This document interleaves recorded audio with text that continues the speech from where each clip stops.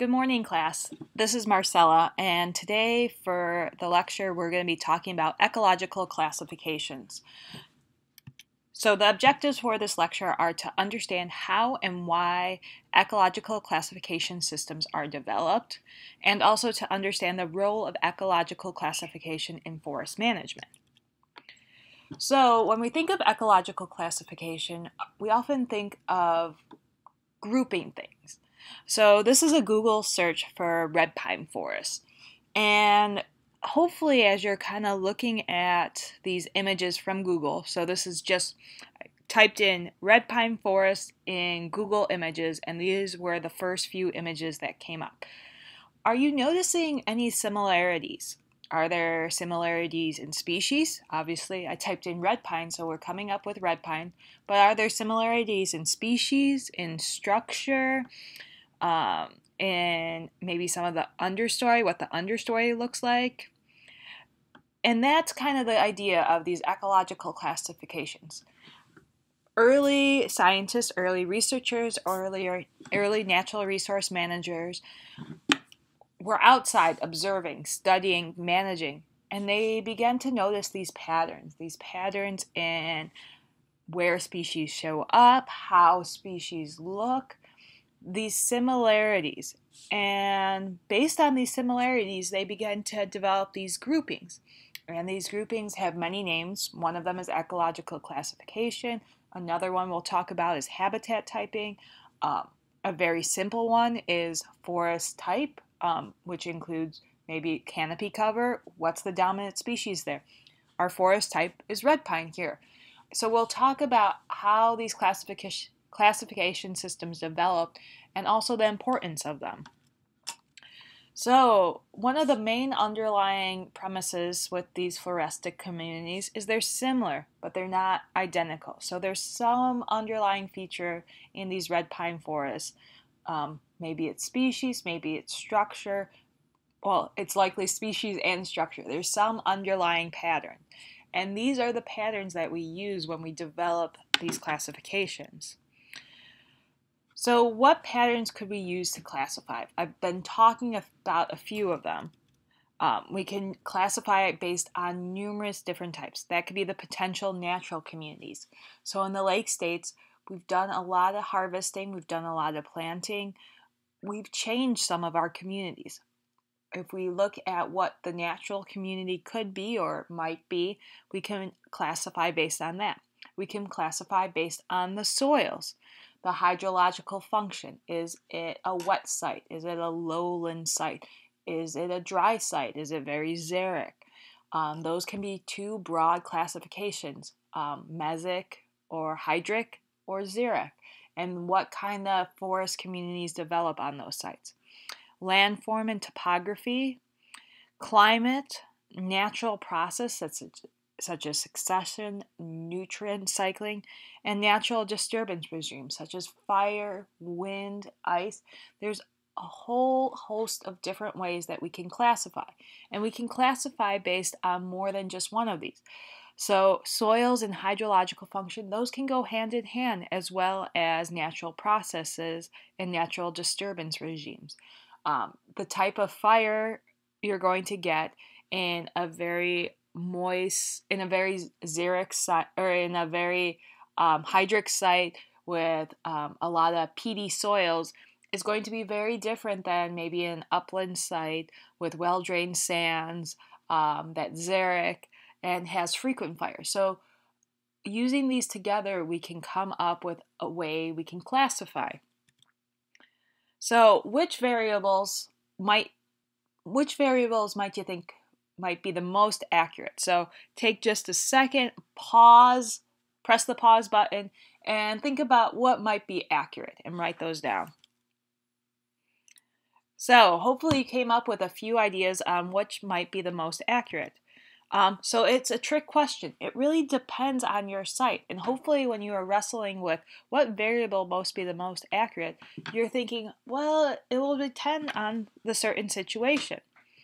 So there's a hierarchy that does get used. And this is from Minnesota. And so there's not just one variable. And like I was saying, when we talk about how we could classify, there's multiple ways we can stack these variables.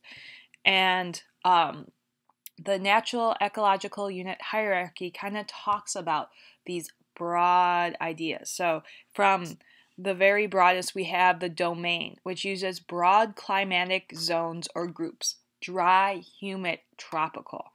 And as we move through the different ecological units, we get into more and more specific. So these go from very broad climatic zones to very specific, such as the phase of soil subfamilies or series, landform, slope and position, and plant association or phase.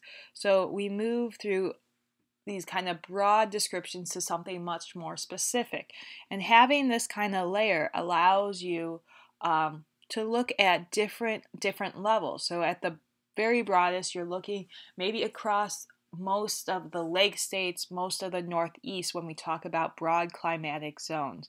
And as we get in more specific, we can narrow those down into maybe a type of forest such as jack pine, or even more specific, jack pine with a certain understory species. So the history of classification, this is really interwoven with ecological history. And two people that really kind of drive this idea of succession and also classification are Clements and Gleason. So Clements had this hypothesis that succession was very orderly and directional. It happened in a very nice, orderly sequence, and in the absence of disturbance, a site would reach this climax community. Whereas Gleason had this hypothesis on the idea that really individual species respond individualistically to the environment. So Clemens thought that community, they move in this direction. Gleason said, well, more or less, plants respond as individuals. And these two concepts are really interwoven with how we think of ecological classification. We definitely understand Gleason's, this individual species. We see individual species responding to both climate, to disturbance, to all these events. They respond as individuals. There's not this idea of a super community. However, it is easier if we think of classification as a group. So we use both of these ideas when we talk about classification, and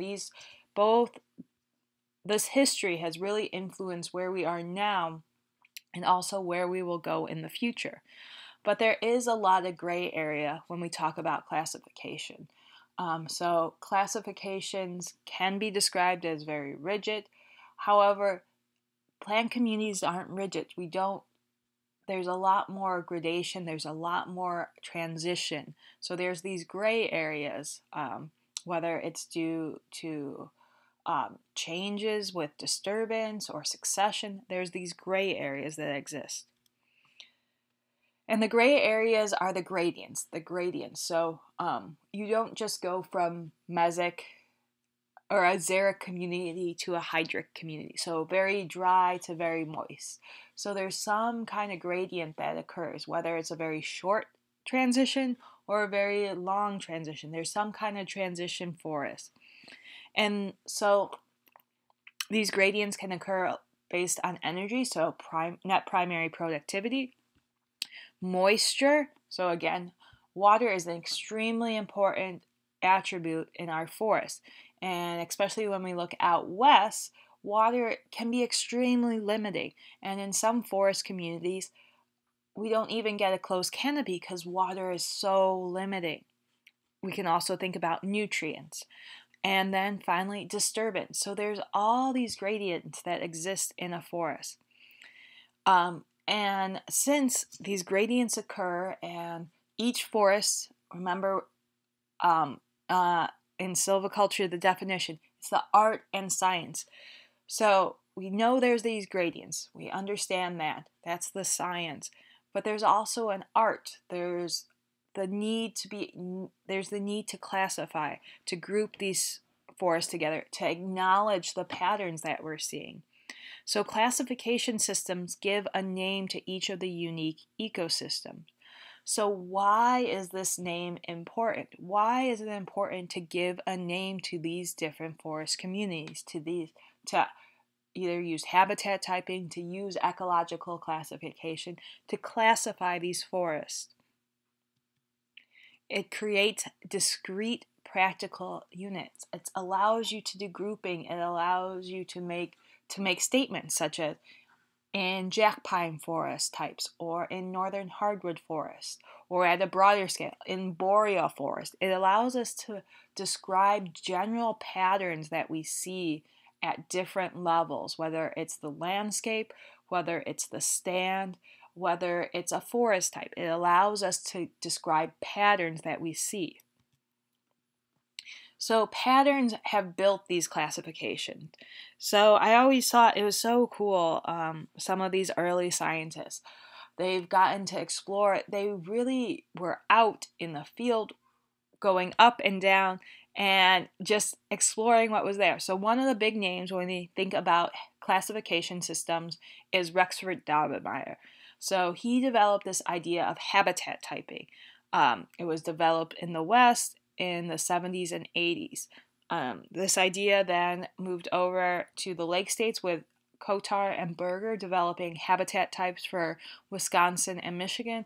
And in Minnesota, John Almendinger developed our classification system. And that's the classification system we'll be using in the class exercise. So when we look at the Lake States, we can look at the Laurentian mixed forest province. That's what we'll be using for our example. And while the Twin Cities are not inside the Laurentian mixed forest, we can see a lot of Minnesota's forests, where we think of our forests, are in this northern Laurentian mixed forest province. And this stretches across Wisconsin and Michigan. So it contains 23 million acres of conifer forest, mixed hardwoods, and conifer bogs, with precipitation between 21 and 32 inches and an average temperature of about 34 to 40 degrees Fahrenheit. So we see this Laurentian mixed forest. We also see the aspen parklands, and we see the eastern broadleaf forest and the prairie parklands. So the state of Minnesota is extremely diverse when we talk about the types of forest community. We have everything from oak prairie woodlands up to just the edge of this boreal forest that comes in from Canada. So we have this broad range of forest communities. So now let's talk about, we have these broad range, and we can get into a little more detail about these different ranges. So we can talk about the section. So an ecological section is defined by the origin of glacial deposits, regional elevation, the distribution of plants, and the regional climate. And we can see there's about 1, 2, 3, 4, 5, 6, 7, 8, 9 different ecological sections in Minnesota. And then from that ecological sections, we can get into even more finer detail. So we saw that the sections were defined by glacial deposits, elevation, distribution of plants, and regional climate. And then if we go another step, we see that we can break these ecological sections into ecological subsections, which is, again, glacial deposit processes are important, but then we get even more information on surface bedrock formation, local climate, topography relief, distribution of plants, especially the trees, to find these subsections. So when we think about how can we use this information, how do these build on each other to actually use a field guide? How do we build this broad classification into an even more refined classification? So this is a slide from John Albendinger, who is a key person in developing this field guide to native plant communities of Minnesota. And again, we see these four broad communities, and then we move into the sections and subsections that I just showed you. So when developing this classification and the other classifications for Minnesota, they sampled all habitats except open waters. They used a multivariate classification, so this is a type of analysis, and developed these place plots and placed a lot of plots to develop these different classifications. This is linked to the ecological land units. And there's a hierarchy maintained for discussion of systems, ecology, and conservation of rare type. So there's ability to move throughout the hierarchy to talk about both the ecology of the system, the broad ecology to more specifics, and rare types. So what are driving those rare types and why are they important? And based on this, we also can include other values. So classification systems are important when we think about just understanding the processes, but there can be also important when we talk about timber and productivity and how to make sure you're ensuring that you're in an area of productivity is your main goal. How are you getting the most bang for your buck? Or if you want to restore, there's a lot of ways to tie all these other objectives into these classification systems. So again, there's this idea that we can map from the stand scale or lumped at coarser scale. So looking at this at a broad landscape perspective. And it also is linked to this background information. So using as much information as you can with the forest inventory and analysis plots. And we talked about those on the first day. And that's the system that's used by the Forest Service to collect data on forest communities across the United States. And then based on all this data, this is used to understand our trees and tree behavior. And plots are re-measured and available for monitoring. So that's really important to kind of continually monitoring these plots to understand what changes are happening and to increase our understanding of these basic forest functions. So what are they looking like? What are they observing? They're observing everything that's on that plot. They're observing the overstory, the understory, the soils. They're trying to get as much information on these plots as possible. So there's vertical structure, there's composition and cover, site information including soils, hydrology, and depth.